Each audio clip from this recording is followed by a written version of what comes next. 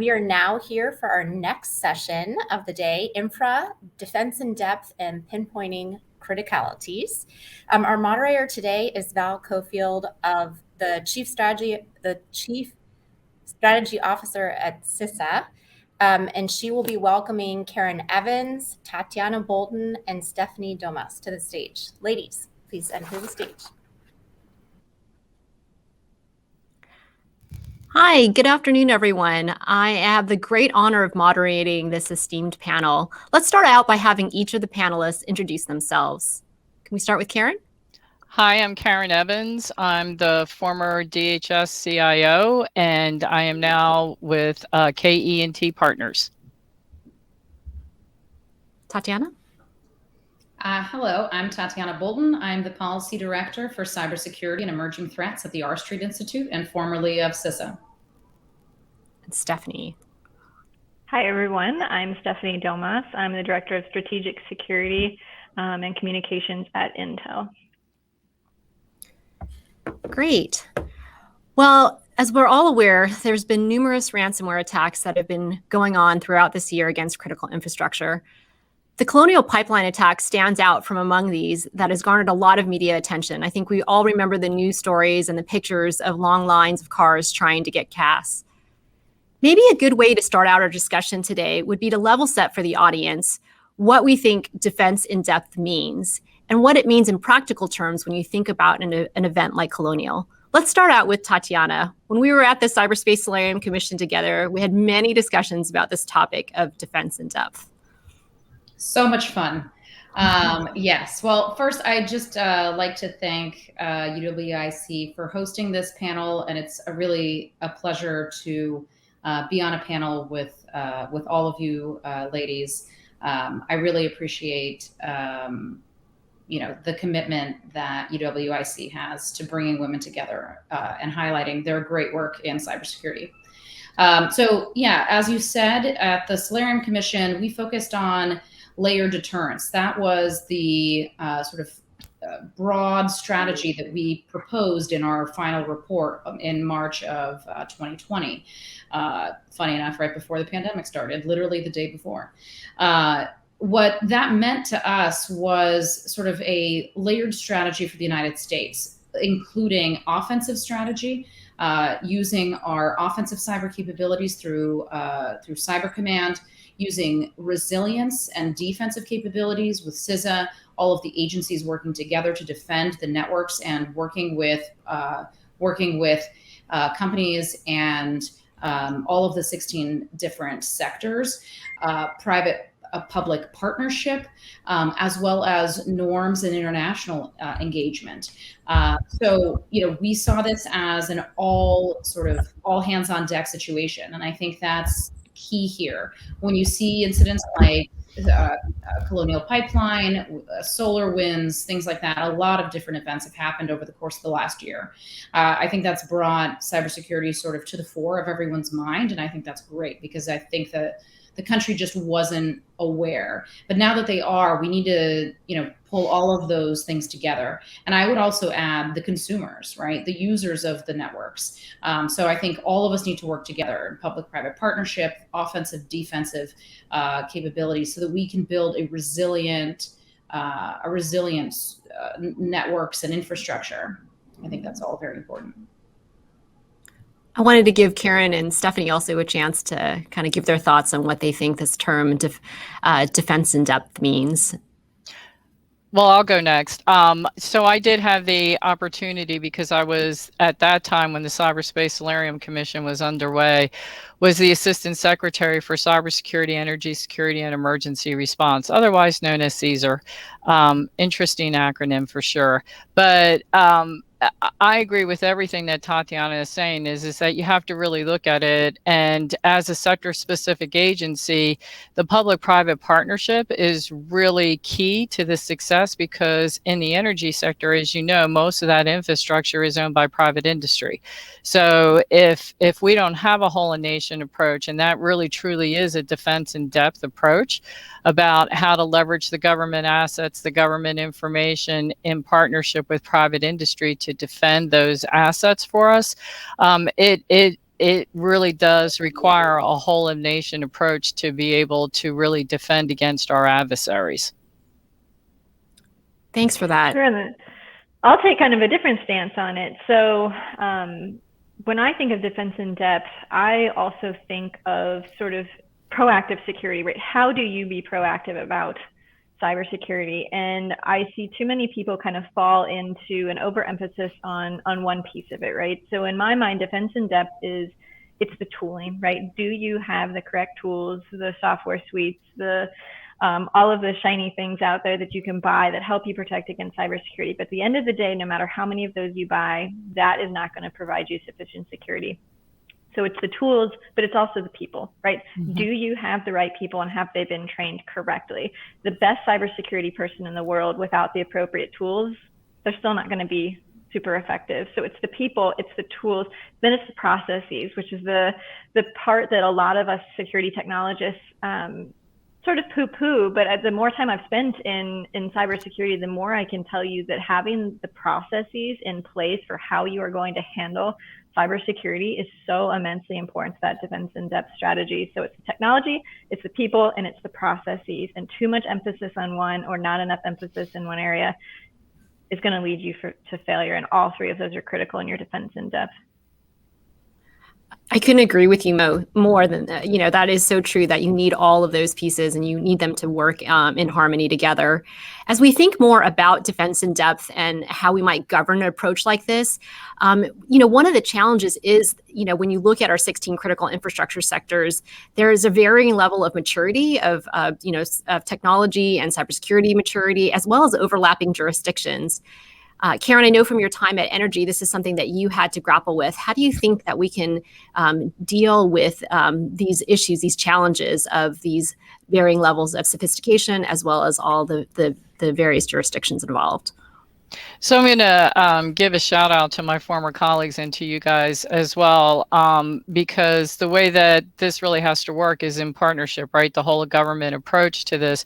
But Energy was very focused on the national security aspects, right? Of how we had to respond and how we had to partner with our private industry leaders. And there were a lot of different things that we had to work on. I will say that it is a fairly mature critical infrastructure in comparison to some of the other ones, right?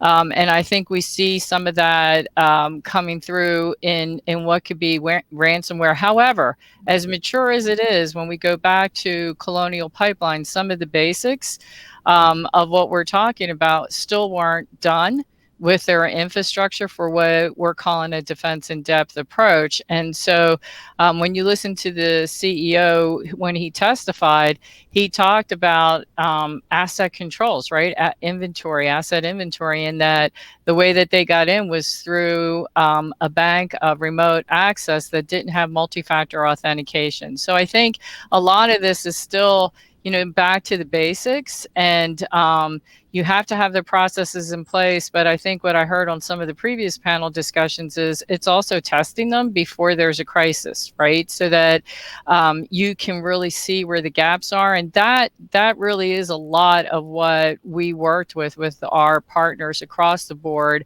and also across the entire sector, right? And so that's where you see some of the challenges with jurisdictional issues, especially when you get into distribution, like on pipelines, because we're focused on energy pipelines. We were focused on, oil and natural gas and those things. But when you start talking about pipelines, it's everything. So it's like water, it's everything goes through pipes, and it's all the same system. So that's where it's really critical that DHS and CISA in particular is involved with all the sector specific agencies.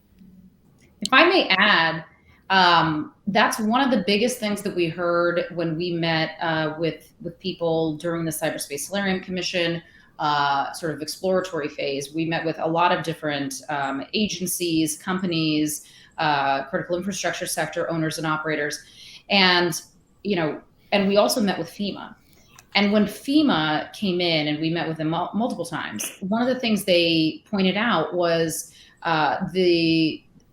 what they learned over the years is that the training and the exercising of not only the tools and the processes, but also the sort of the fiber that ties agencies together that are doing this in response to certain incidents is critically important. And the more that it's exercised and is connected, the better the response is when an emergency happens. And, at this point with a cyber incident, it's not if, but when. And so I think it's, that was one of the recommendations from the commission.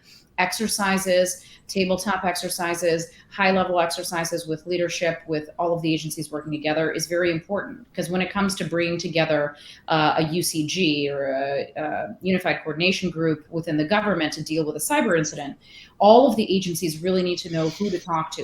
It can't be one person knows another person. It has to be that they've all worked together in response to a theoretical incident to be able to respond well when an actual incident like Colonial Pipeline occurred.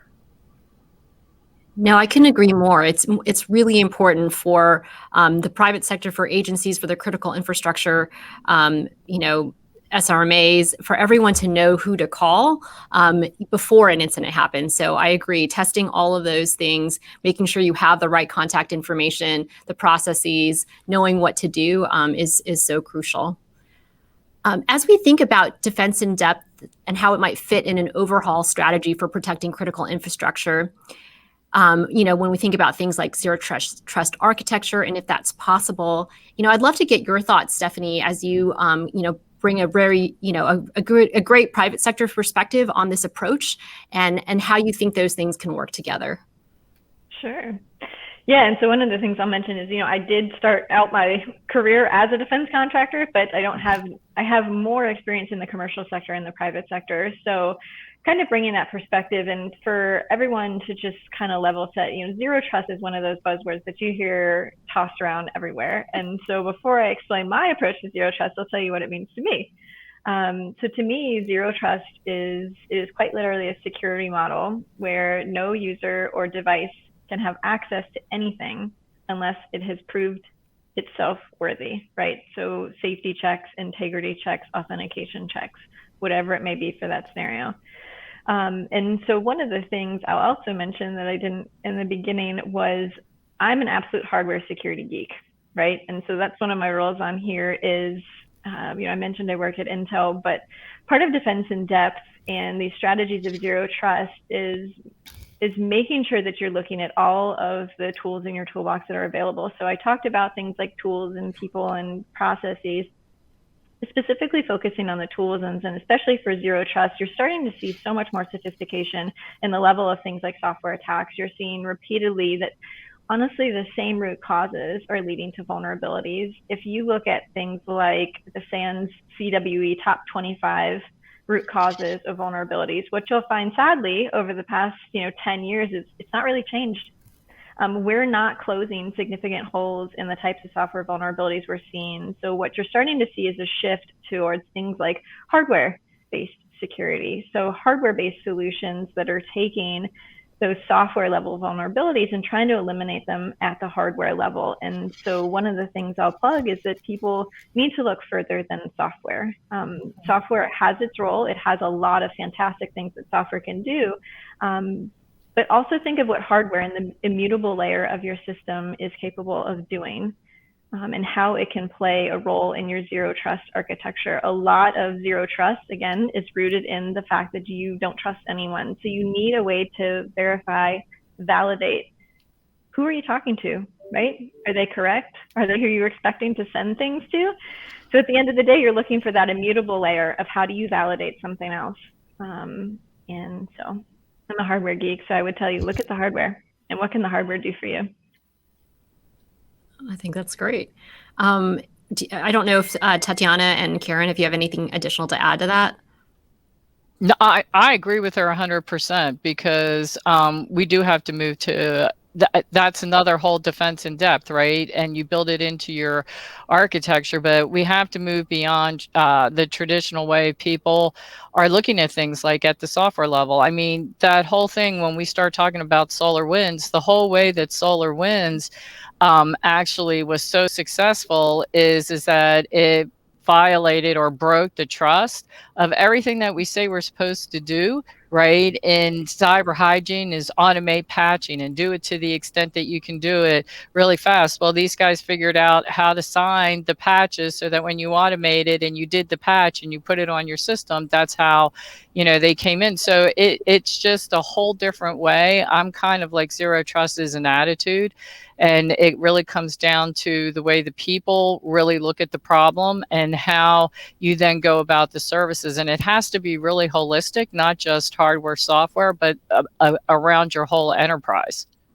And I will add that, one of the things that I think has come up in the last year or two, and there's been a lot of focus, I think, within this administration, is the supply chain aspect. This started, a year or two ago. Well, I'm sorry, more like 3 or 4 years ago, with the supply chain risk management effort within the federal government. There's task forces, and there's an EO or an executive order. Because when Stephanie talks about the trusting the hardware, you have to go back to where that hardware is made. You also have to consider sort of where the pieces and the where all the different chips and components come from. And so that's really brought up a whole nother level of concern when we think about China being the main producer of the majority or a significant portion of not only private sector or just commercial grade electronics, but also electronics that are within some of our most critical national security tools and weapons, right? The F-35, some of a lot of our ships, things like that, weapon systems. So I think that's also very important. It's an extremely complicated problem. You have to think about coding and secure coding, and you have to think about the supply chain. It's not easy to solve. So, I appreciate all the efforts that are going on right now in the administration, in the White House, the NSC, CISA, and Commerce and DOE all working together to try and solve it. No, and that's sort of a perfect segue, Tatiana. Thinking about this administration and how it has prioritized cybersecurity and the EO that you mentioned, so EO 14028. How did the panelists feel about that specific executive order and how it's going to help drive protections of critical infrastructure, or do you see it as helping driving protection of critical infrastructure? One of the things I'll jump in on is I was a big proponent of one of the pieces of that executive order is around software bill of materials and that transparency and just the ingredients inside of a system. And I was actually a huge supporter of SBOM before that executive order even came out. So I loved seeing sort of the force multiplier and the attention that brought to an effort that I think is actually really fundamental to helping with that software supply chain, with the risk management of systems once you have them inside of your ecosystem, is quite literally just knowing what's inside of them. Most vulnerabilities we see are in commodity pieces of a system. So, it's not in the proprietary piece of software that they did, it's in some third-party library, it's in the operating system. But then people who are trying to do asset management of things inside of their network, they don't know what's inside of it. So when a commodity vulnerability comes out in OpenSSL, for example, you don't even know what systems you have that have OpenSSL. So I personally love seeing the attention that it brought to SBOM in particular, and really just the force multiplier and getting that into industry adoption. I will say, I think it just kind of brought federal cybersecurity sort of into the 21st century. I mean, there was a lot of different things like SBOM, like zero trust architecture, all of these things that, multi-factor authentication, all of that wasn't necessarily codified for the federal government, and the EO sort of brought that forward, made it sort of more official. But also it led, for example, to some of the work that's happening right now in the Homeland Security and Governmental Affairs Committee, HISGAC, where Senator Peters and Portman have recently released legislation. They've continued to release legislation. One of those pieces codifies aspects of President Biden's executive order to enforce higher level security protections for federal information systems and the sensitive data they store. That, I think, is, as we're seeing the federal government work together, right? The three, the different sectors, both legislative and executive, to try and get all of this done. Like I said at the beginning, it's all hands on deck situation. And I think that finally we're coming to a point where people are taking this seriously. And I think that's one of the biggest things the EO did. It made cybersecurity a bigger and a more primary concern for the federal government, elevating CISA, working more with our private sector partners. So I think it was a big improvement. So my view of it, having put together these things in the past, is every administration, and I applaud this administration for putting it all together in one executive order, builds upon the work that a previous administration does. I think some of the things that I think are key in there, which, by the way, I like the software build and materials as well. I think that that's really important. There's logging, but it brought together all the different policies that have been out there and put it in one place, but then recognizes the formation and the implementation that CISA is doing, and also puts that backing on CISA that CISA needs to have as it goes forward. Because I think one of the big challenges is, as CISA's like really in theory is only 18 months old, right, is there's a lot of expectations associated with their role and how they're supposed to perform going forward with the civilian agencies. And so it brings a lot of clarity to that. And it also make sure that it knows that the agencies know, like, you can't do some of the traditional, I know this would never happen, but some of the traditional, types of approaches where I still, if I, at DOJ, I'll pick on them, is, I still have to manage certain things, right? And I still have to have control over that. This really breaks that down and really establishes that CISA is the civilian lead, right? And that there's the accountability piece that has to go from the agency heads into the White House about doing what you need to do in order to secure your part of the assets so that CISA can do their job. So I think it is a good evolution and revolution in the way that we have to manage it for the civilian agencies. Oh, great, thanks. We're almost getting to the end of our time together. I'd love to get the panelists' thoughts on what they see as gaps or opportunities for this administration to fill when we think about defense in depth as it relates to critical infrastructure. Can I start with you, Stephanie? Sure, and playing more in the private sector, I can say, from my perspective, it's kind of more around unification. With the executive order was a good step in the right direction, but in the private sector, there's a real struggle with trying to figure out, there's so many different inputs for what you need to do for cybersecurity. What are the best known methods? What are the standards I should follow? So it's hard, right? And especially when you start to look at it from an international level. So I've worked with a number of manufacturers, they sell internationally, right? So they're trying to juggle 60 different cybersecurity regulations for different countries, privacy regulations. You throw all of that together, it just becomes really, really difficult. So when you're in the private sector and you're trying to do the right thing, there's too many inputs. And so trying to figure out a way to unify that down to something that makes it so these companies trying to produce products, whether it's software, it's hardware, it's whatever its end use case may be, they can do the right thing without it being so incredibly complex and difficult and so error prone. That's the thing, right? They're trying to do the right thing, and it's hard to do the right thing when you're trying to balance 100 different standards and regulations. No, that's true. Tatiana? And I will say, I think that what Stephanie said is exactly right. And I think that's why it's so important that the administrations come out with a plan for working with the international community. I know it's a very tough challenge. For years we've been trying to, decades, come up with sort of international standards or work with international standard setting bodies on things as varied as 5G or other issues of privacy and data security. So, I think that is a critical piece, as well as the leadership.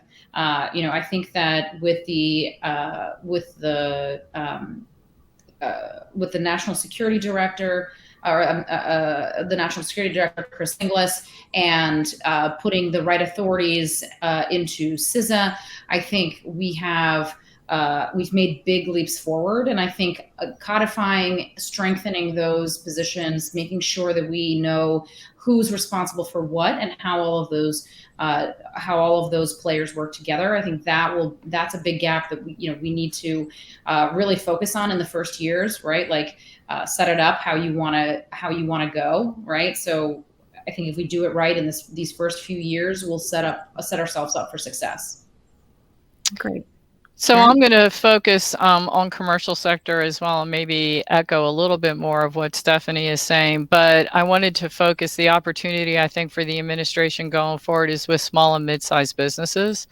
And I think that cybersecurity really becomes a challenge for them because of the resources or lack of resources that they may have, and that their reliance on other service providers and how you go forward.